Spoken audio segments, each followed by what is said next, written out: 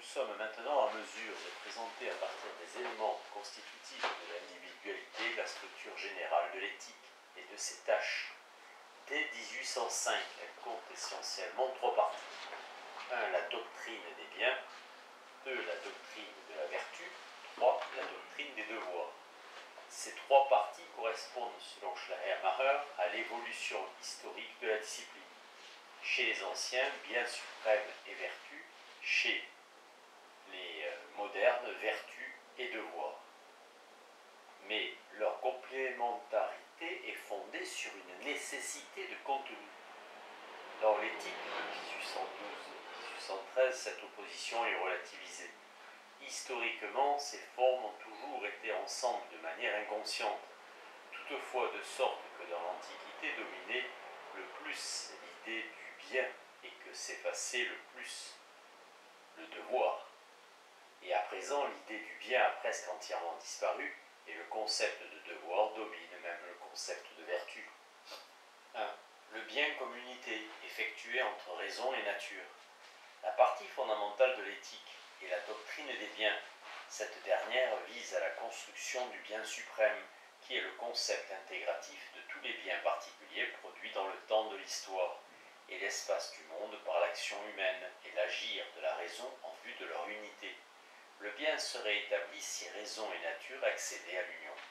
En privilégiant la doctrine des biens et revenant ainsi à la théorie platonicienne du bien suprême, Schleiermacher marque sa distance avec Kant et Fichte. Ce qui, semble-t-il, aurait attiré Schleiermacher chez Platon, c'est d'avoir moins cherché le bien dans la rigoureuse moralité de l'individu que dans la cité, c'est-à-dire la communauté.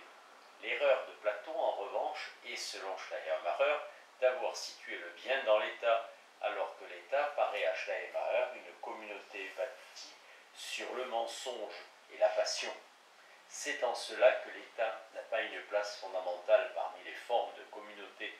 La communauté dans laquelle le bien se réalisera ne sera autre que l'humanité et un cosmopolitisme qu'ancien sera de mise chez Schleiermacher. 2. La vertu comme force qui accomplit cette action. La doctrine de la vertu est l'exposition de l'éthique dans la mesure où elle habite complètement l'individu. Elle montre la présence de l'éthique dans l'individu et comment elle donne naissance aux actions morales. La vertu consiste dans la force qui préside à la connaissance et à l'action, tout en manifestant la prédominance du rationnel sur le sensible. Il existe plusieurs vertus, les principales étant la sagesse et l'amour, qui sont également des prédicats de la déité. Contentons-nous de noter une fois encore le rôle dévolu à l'amour. De l'amour ici, nous considérons la volonté d'être âme, au moyen de laquelle la raison et la matière, ou plutôt la nature en général, deviennent un. L'amour est le tournant le plus immédiat entre le physique et l'éthique. L'élévation vers l'organisation est la volonté d'être corps de la matière, d'où l'ancienne conception selon laquelle l'amour est le principe de l'existence des choses singulières. Cela est aussi valable en éthique. Sans amour, il n'y aurait pas d'identité de l'être et du devenir, pas d'extériorisation de la raison comme quelque chose d'objectif. C'est moi qui le suis. L'amour, même en son ancrage naturel, est construction de la communauté, ce qui n'est pas sans rappeler les écrits de jeunesse hégélien où l'amour est l'expression suprême de la scission revenant à l'unité. L'amour comme la liberté sont pour égal des modes de relation à l'autre. Michael Tenissen commente ainsi les réflexions hégéliennes de la première partie de la science de la logique sur la malheureuse expression unité, contre la simple relation à l'étranger d'une part et contre l'abstraction d'un être pour soi immédiat d'autre part. Hegel fait valoir l'être en relation qui est liberté comme être dans l'autre auprès de soi et qui est amour comme être auprès de soi dans l'autre. 3. Le devoir comme procédé d'unification. La doctrine des devoirs ne s'intéresse ni au but, doctrine des biens, ni à l'origine, doctrine de la vertu, de l'action, mais à l'acte éthique lui-même, et établit par conséquent un système des actions éthiques qui réalise la tâche éthique universelle. En elle, Schleiermacher énonce un certain nombre de maximes d'action qui visent à concilier les prétentions de l'individu et celles de la communauté, de sorte à établir l'éthique. De ce fait, les trois parties se révèlent complémentaires dans le processus ou le devenir éthique lui-même. Lorsque la vertu est donnée, le devoir cesse.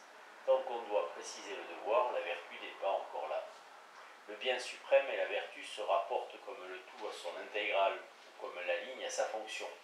Tout cela confirme la définition capitale de l'éthique, comme devenir nature toujours déjà commencé, mais jamais achevé de la raison. Cette première approche doit être liée à une seconde qui tient compte du fait que la raison n'agit que par l'entremise des individus qui se trouvent en communauté.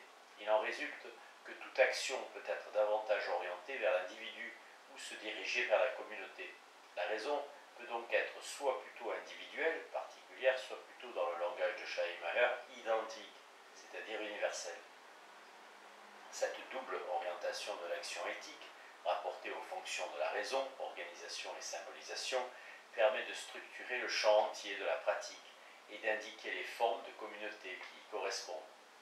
En résumé, 1. Organisation individuelle, sphère privée, commerce entre individus, amitié, socialité, droit domestique, libre socialité, domus. 2. Organisation identique, effort commun pour dominer la nature et commerce réglé entre individus, sphère du travail et de l'économie, État. 3. Symbolisation individuelle, expression et présentation du sentiment individuel, art et religion, Église.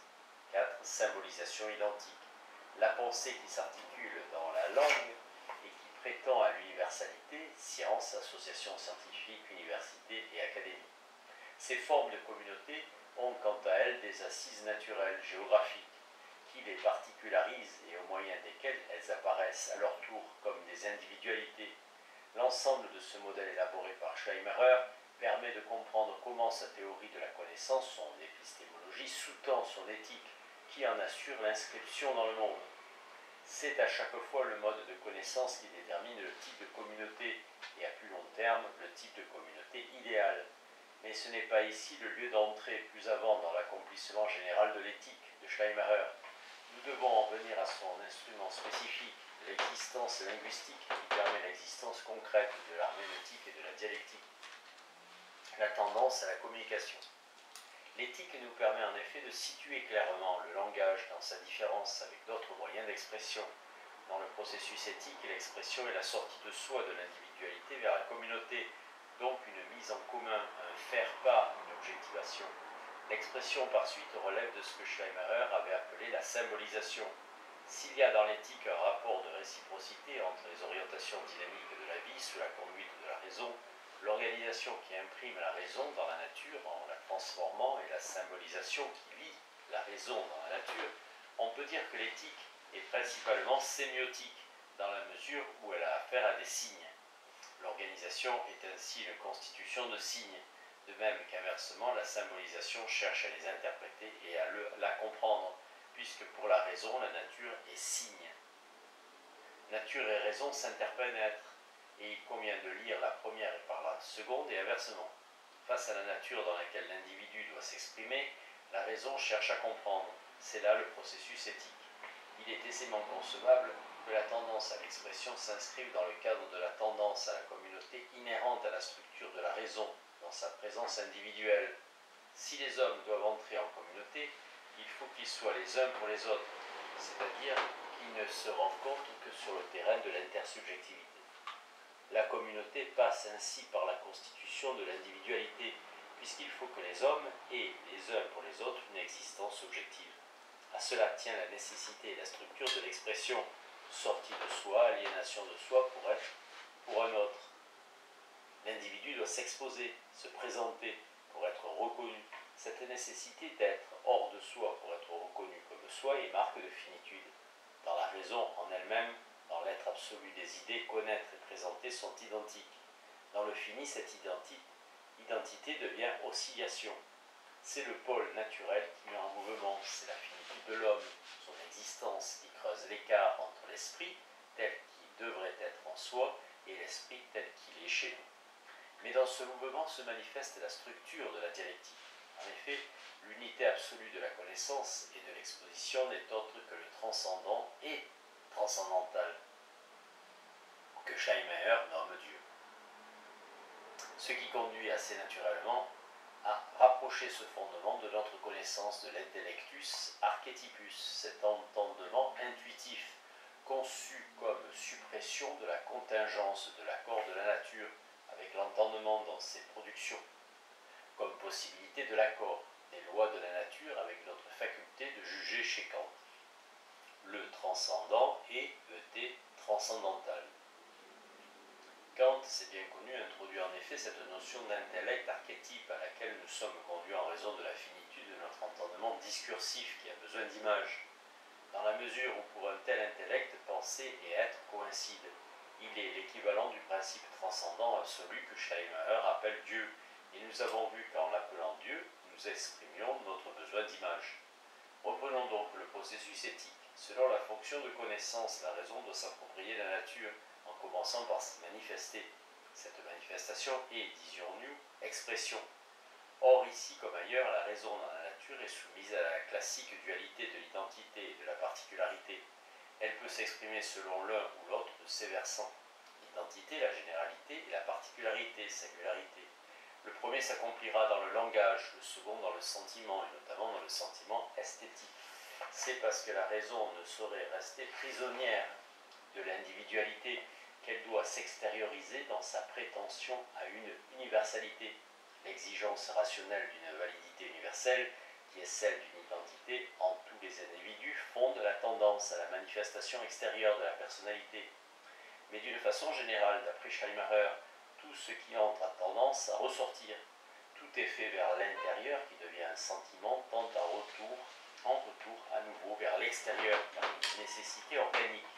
Il faut toujours sortir des limites de la personnalité pour appartenir à d'autres. Toute impression appelle son expression corrélative, mais cette extériorisation du sentiment n'a pas le caractère du langage. C'est là qu'on trouve le ton, la gestuelle, la mimique, bref, ce qui relève d'une pure fonction expressive. L'expression trouve son apogée dans l'art. C'est pourquoi en 1819, l'esthétique sera déduite de l'éthique. Mais l'esthétique vise une compréhension particulière corrélative à son expression singulière. Toute œuvre d'art peut être comprise, mais aucune comme la langue. Nous disons bien au contraire de toute œuvre d'art qu'elle ne saurait jamais être entièrement comprise. Ce qui signifie d'une part que l'idée qu'elle contient est irrationnelle au regard de la compréhension, c'est-à-dire face aux pensées et aux parler en partie qu'elle est en soi une certaine infinité, et cette dernière se rapporte précisément à l'individualité, puisque tout est en un. Ce qui n'exclut pas, bien entendu, que le langage puisse être artistique, c'est-à-dire lié à l'expression du sentiment. La poésie, conçue comme art supérieur, en est précisément l'exemple. Mais dans l'art, le langage est essentiellement non sous l'emprise éthique de la raison, mais sous celle de l'imagination. Ce qui montre l'art, c'est là son principal intérêt, c'est que le sentiment tend intrinsèquement à l'expression, parce qu'il tend à la compréhension. En cela, il aspire à la communauté. Cette aspiration est naturelle. Kant, lui aussi, dans ses conjectures sur les débuts de l'histoire humaine, suppose un instinct de communication originaire, tendance qui est condition de possibilité de la culture. Cette tendance n'implique pas nécessairement le langage. L'instinct de communication doit d'abord avoir poussé l'homme encore solitaire à manifester son existence aux êtres vivants qui sont extérieurs à lui, et en particulier à ceux qui émettent un son qu'il peut imiter et qui peut ensuite servir de nom. En effet, un effet semblable de cet instinct se rencontre encore chez l'enfant. Chez les enfants et les simples d'esprit, qui par des bruits, des cris, des sifflements, des chants et autres manifestations bruyantes troublent la partie pensante de la communauté, car je ne vois pas d'autre motif à ce comportement que la volonté de manifester leur existence tout autour d'eux. C'est également par des conjectures fondées sur l'unité postulée par la philosophie de la nature que Schleiermacher aurait pu essayer de thématiser le passage de l'expression sensible et singulière au langage et au concept, car il n'est aucunement insensible à l'aspect naturel du langage. Pour bien comprendre l'éthique et l'ancrage naturel de la tendance à la communication, il faudrait pouvoir rendre compte du passage du simple son naturel à sa significance. Schleiermacher ébauche même le programme d'une telle perspective naturelle sur le langage. Elle devrait partir de la simple conception selon laquelle le langage est une réaction organique à l'action du monde, donnée dans la perception. Dans la transcription de l'éthique par Auguste Boeck, Schleimacher développe une conception éthique du langage. Le langage est une réaction aux stimulations extérieures, notamment aux perceptions. La perception est une action, une excitation, rise de l'organisme, chez l'homme et chez l'animal. Le langage est une réaction à celle-ci.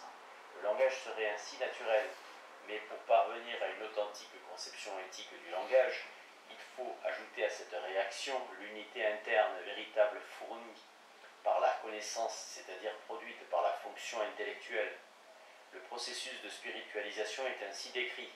À toute intuition externe correspond une représentation interne, par exemple pour les sons, les images, et cette représentation interne peut être conduite progressivement jusqu'à l'autonomie et l'indépendance par rapport au monde extérieur.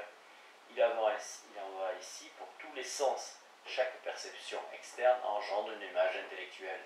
Il en est de même pour l'ouïe et l'audition du langage.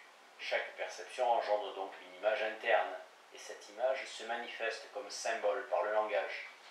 Mais par l'exercice, la représentation peut être poussée au point où l'image de la perception prend naissance en l'absence de la perception elle-même, et où le langage et l'image sont par conséquent simultanés.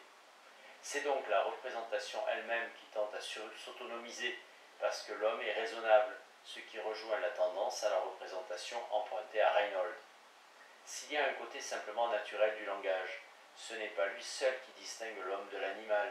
La différence vient de l'activité de connaissance. Dans cette approche, Schleimacher, cependant, parfois, contre ses dires, ancre en nature le langage, à travers la pulsion, drang, et l'instinct, instinct. L'homme, comme enfant, produit le langage.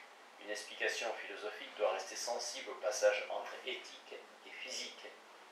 C'est là un atout que Schleimacher reconnaissait dans ses premières réflexions à la morale stoïcienne. Le recours aux tendances naturelles chez les stoïciens est un avantage sur le kantisme, car il déduit pour ainsi dire la volonté d'être rationnel.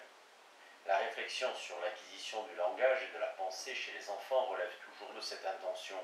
Schleimacher entend dire ici qu'il y a en tout enfant une potentialité du langage, qui est effectuée de façon particulière dans des déterminations nationales qui lui viennent des adultes qui l'entourent. L'enfant a en lui une tendance, Streben, à objectiver son savoir, et avec l'éveil de sa raison s'éveille cette tendance à la manifestation, Offenbarung. C'est en cela que consiste la fonction nécessaire du langage. La raison en l'homme est la seule explication de l'origine du langage. En l'homme, cette raison est nature, se manifeste donc comme tendance. Besoin et engendre la nécessaire communication. L'aspiration à la raison et à la communication sont identiques. Le langage est l'existence de la raison. La dialectique appelle donc éthique et herméneutique. Mais la connaissance de la nature est encore trop imparfaite pour engendrer sur ce point des certitudes. L'aspect naturel du langage est encore peu connu.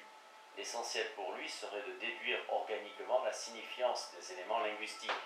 Tant que cela n'est pas fait, de nombreux pans de la présentation éthique doivent sembler être des postulats.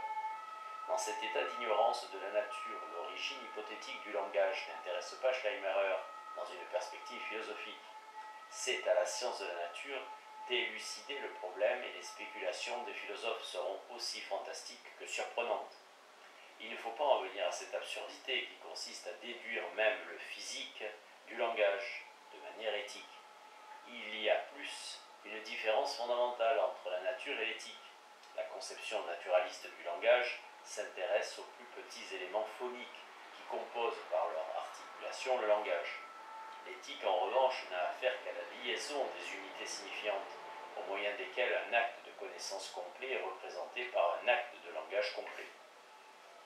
Pour la conception éthique de la langue, les plus petits éléments ne sont pas les phonèmes, mais les morphèmes qui s'assemblent en des discours. Partant du milieu où l'homme est enveloppé par la raison, la langue existe dans l'homme et est constitutive de son savoir. Ce milieu est celui où la raison se manifeste comme conscience qui, par elle-même, est déjà connaissance. Notre être n'est donné que comme conscience, et ainsi une activité de connaissance est posée à l'origine. Ce milieu implique que penser et parler doivent être identiques. La formulation n'est pas indifférente. Schleimacher écrit « mus ». C'est donc un devoir qu'il s'agit lorsqu'on vise, comme le fait l'éthique, l'avancée de la raison par le savoir. C'est pourquoi si Kant n'a pas de Sprachphilosophie, Schleiermacher dit en revanche « Le langage renferme certainement les secrets les plus profonds de la spéculation, et la conscience du langage est le savoir du savoir. » Le langage ne relève donc pas premièrement de l'art et est un mode particulier de l'expression. Il ne se fonde en effet pas sur la singularité de ce qui est dit, mais sur l'universalité ou sur ce qui est identique entre le locuteur et l'auditeur. C'est là la condition de la compréhension et de l'intercompréhension. Toute réflexion sur le langage, qu'elle soit herméneutique ou dialectique, a pour terrain la symbolisation identique. L'identité de l'expression n'est assurée que lorsque l'acte de la raison est absolument commun, c'est-à-dire idéalement et réellement partagé par tous. Pour cela, deux conditions doivent être satisfaites. Premièrement, il faut que pour tout le contenu réel, que pour tous le contenu réel soit identique. La possibilité même de cette identité de contenu était analysée par la dialectique. Deuxièmement, cette exigence d'identité présuppose que l'individu puisse sortir effectivement des limites de la personnalité pour devenir la propriété d'autres. Ces deux aspects intrinsèquement liés l'un à l'autre sont ceux que Schleiermacher appelle un penser au sens large, qui compte même l'intuition, de parler, sortir de soi, s'exprimer et pouvoir être compris. Le problème du langage inscrit donc une éthique de la communication. Dans l'histoire de l'esprit, penser et parler sont perçus comme formant les deux pôles d'un seul et même processus. L'unité du langage et de la pensée est un présupposé au même titre que la raison elle-même.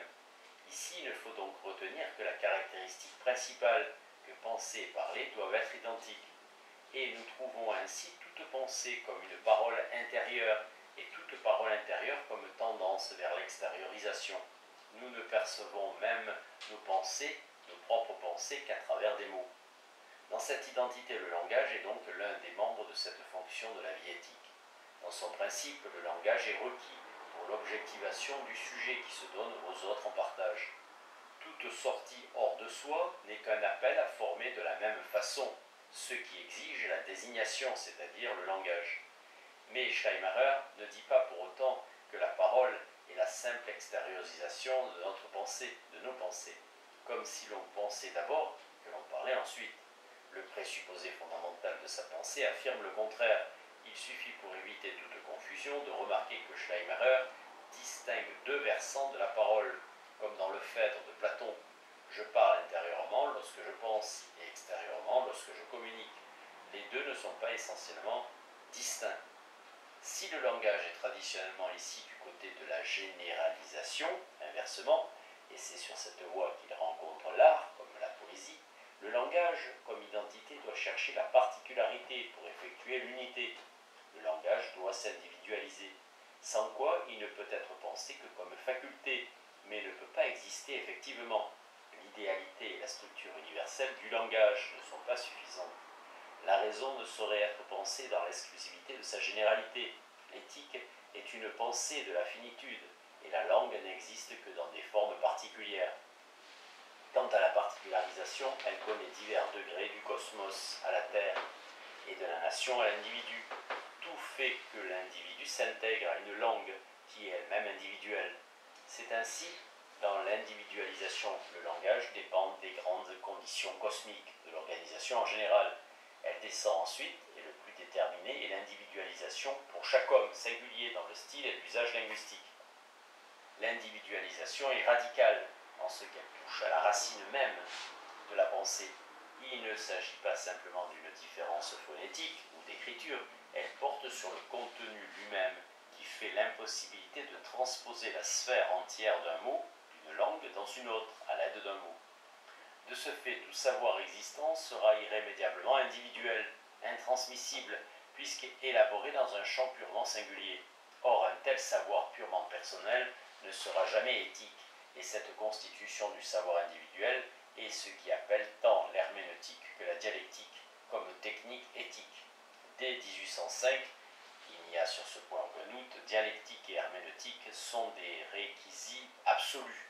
La dialectique comme construction d'un savoir qui dépasse l'individuel et les différences qui le marquent à une finalité éthique, et ce, bien qu'à chaque niveau d'individualité demeure un résidu qui ne peut être relevé dans la sphère de généralité supérieure.